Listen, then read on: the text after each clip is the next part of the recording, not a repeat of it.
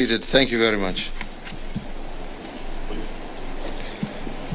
Your Excellency Ambassador Zhu Pingjian, Ambassador of the People's Republic of China to Kenya, ministers, senior government officials, fellow Kenyans, let me just say that it is a distinct honor today as we are here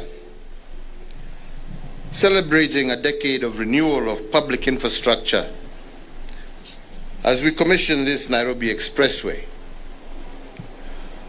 With the addition of this iconic motorway to the landscape of our capital city, Nairobi,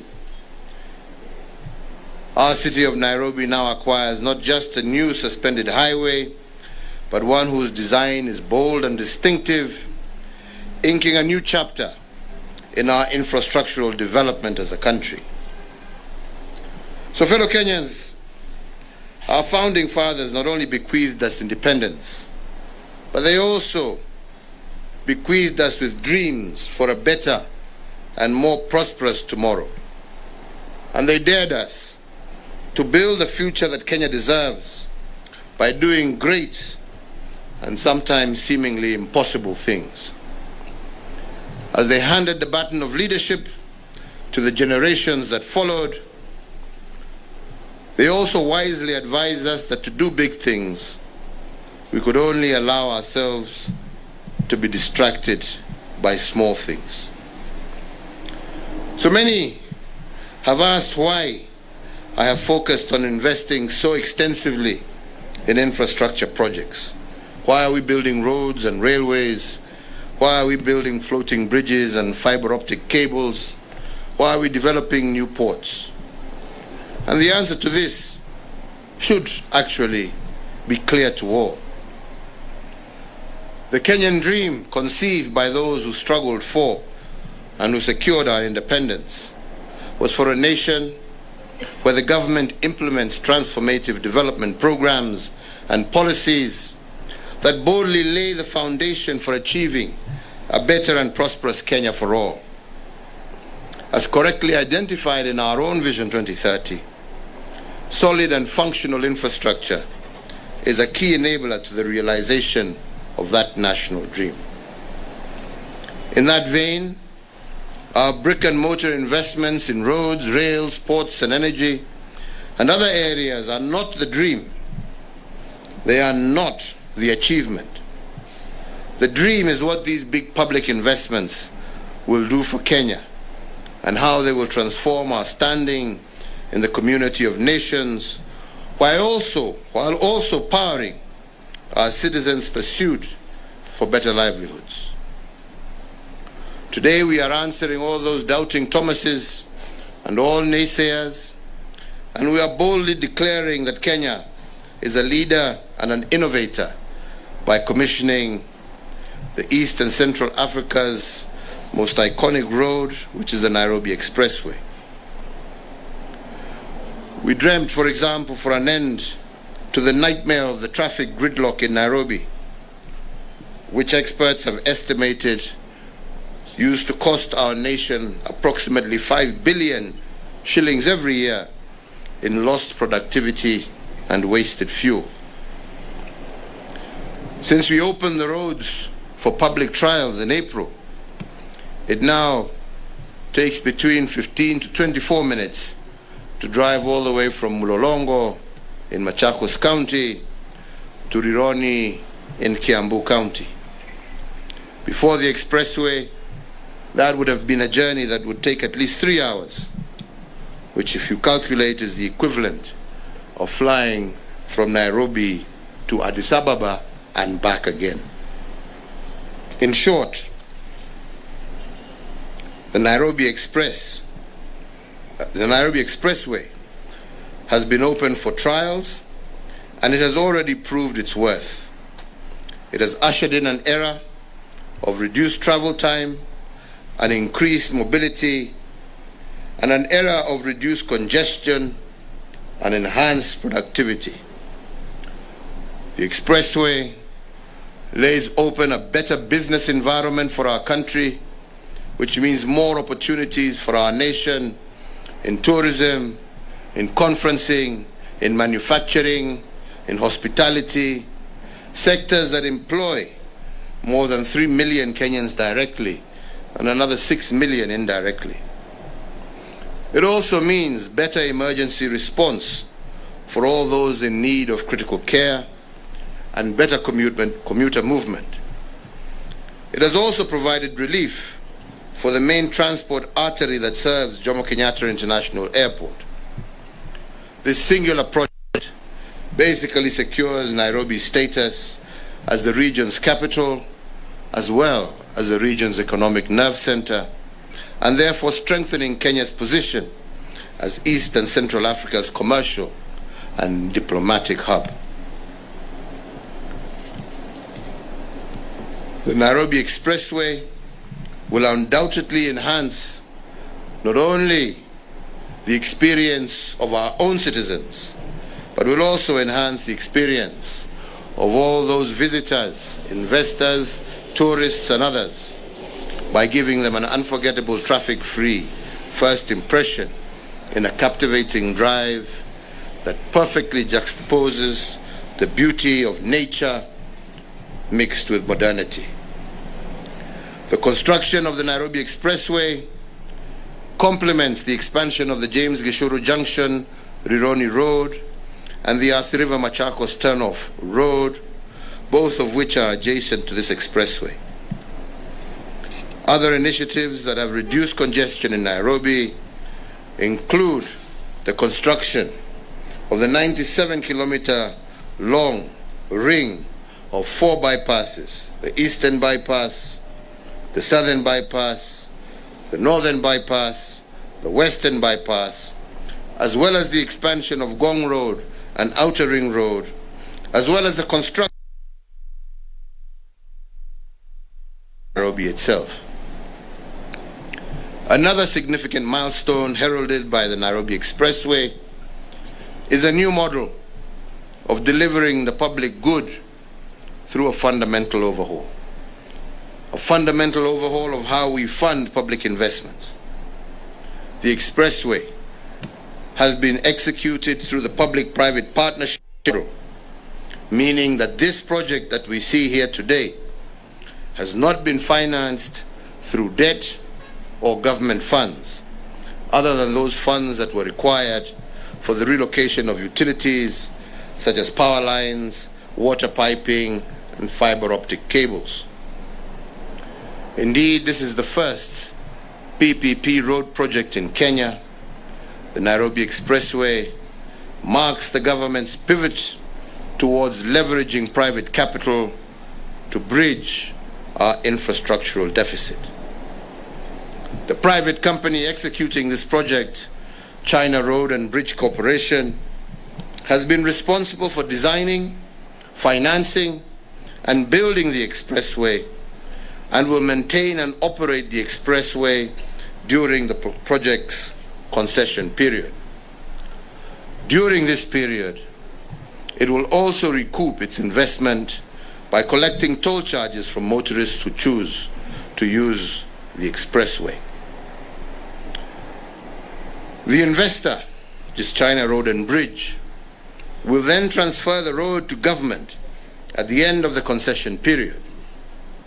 But also, the contractor has also started works on parts to revamp parts of the Mombasa Road, Uhuru Highway, and Wayaki Way that are adjacent to the expressway, and this is in partnership with the government of Kenya. So this project is therefore a prime example of what can be achieved when the public and private sectors work together.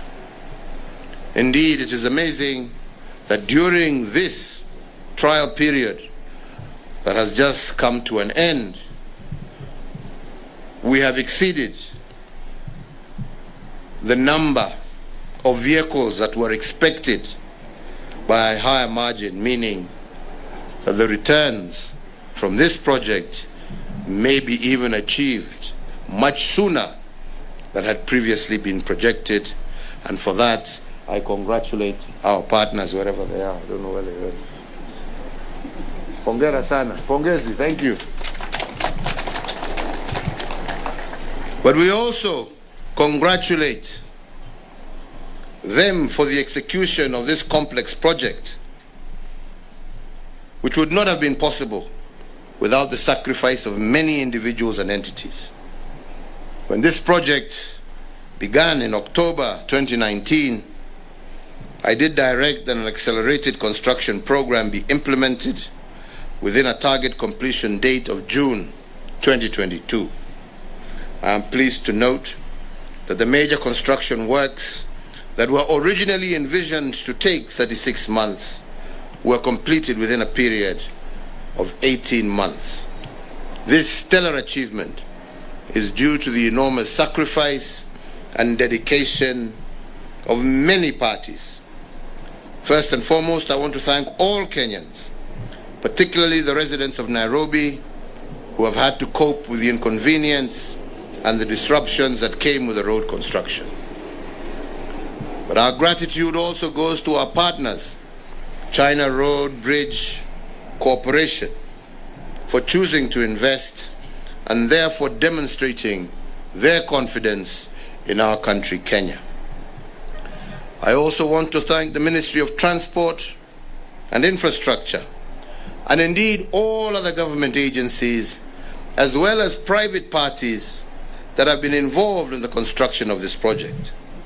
Your efforts in making this engineering masterpiece a reality and on schedule is greatly commended. Hongera to all of you. Pongezi sana to all of you.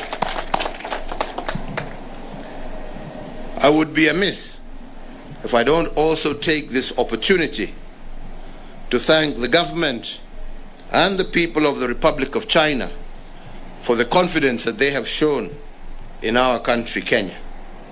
Without their confidence in our country, private sector would not have invested in our country. So again, our thanks to the government and the people of the Republic of China. Thank you very much. As you also know, today we have commissioned the revamped Nairobi Eastern Bypass, which we have expanded into a dual carriage. The Nairobi Eastern Bypass is a major transport artery that connects the Mombasa Highway, Nairobi-Mombasa Highway, with the Nairobi-Thika Highway, distributing traffic to the northern, eastern, and southern precincts of the Nairobi metropolitan area, and thus boosting connectivity within the Nairobi metropolis. The Eastern Bypass plays a major role in directing traffic away from the Nairobi CBD and thus reducing travel times in and around Nairobi.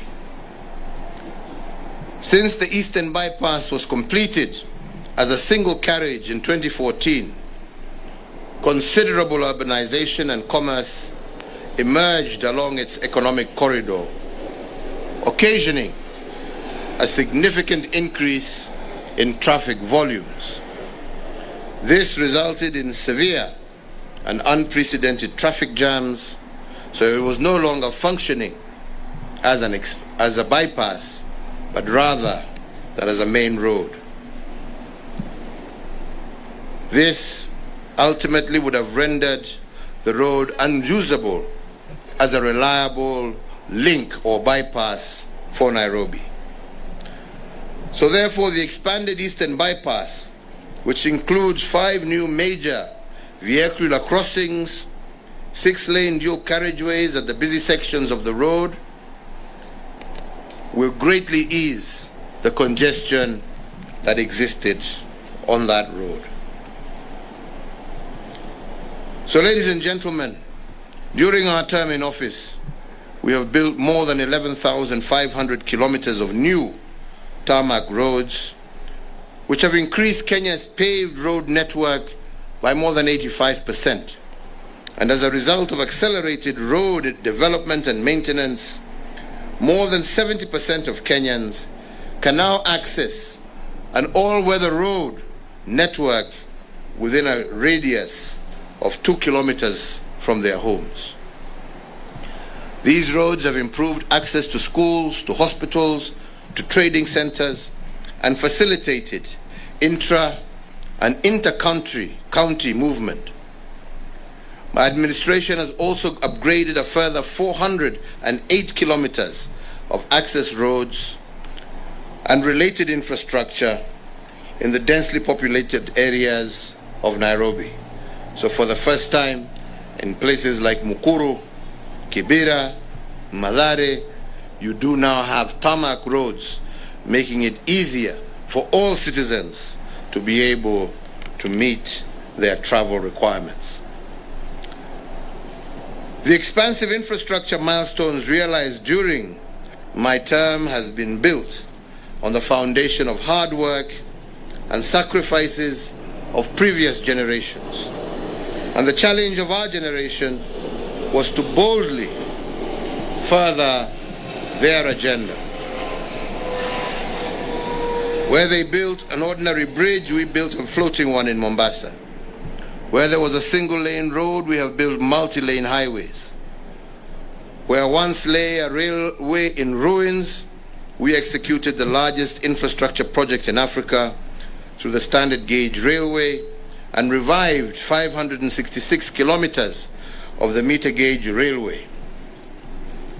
This has resulted in new areas of our country opening up, and as you will recall, recently we were in Naivasha to not only launch the link between the standard gauge railway and the meter gauge, but also to launch what will probably be one of the largest industries in terms of ceramic, aluminium manufacture,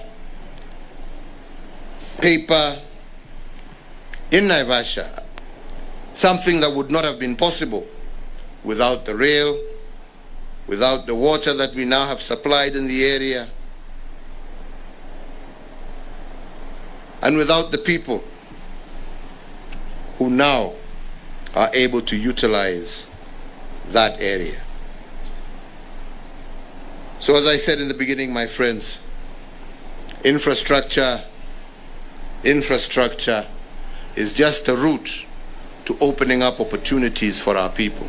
Employment opportunities, business opportunities, thereby making our country that much more attractive and helping us move much faster to realize our dream of being a true middle-income country well before the year 2030. The speed with which we have executed these projects should be a national reminder that with dedication and the whole of government approach, implementation of large public projects ahead of their scheduled time is actually no longer a dream, but a reality. So as I conclude, I want to reiterate that we have been able to achieve the notable infrastructure developments because of the peace and security that our country enjoys, which has been the envy of many in the continent and globally. And to ensure that we remain on this development trajectory, it is therefore important that we avoid anything that may jeopardize our peace and our security, because this is our greatest national asset.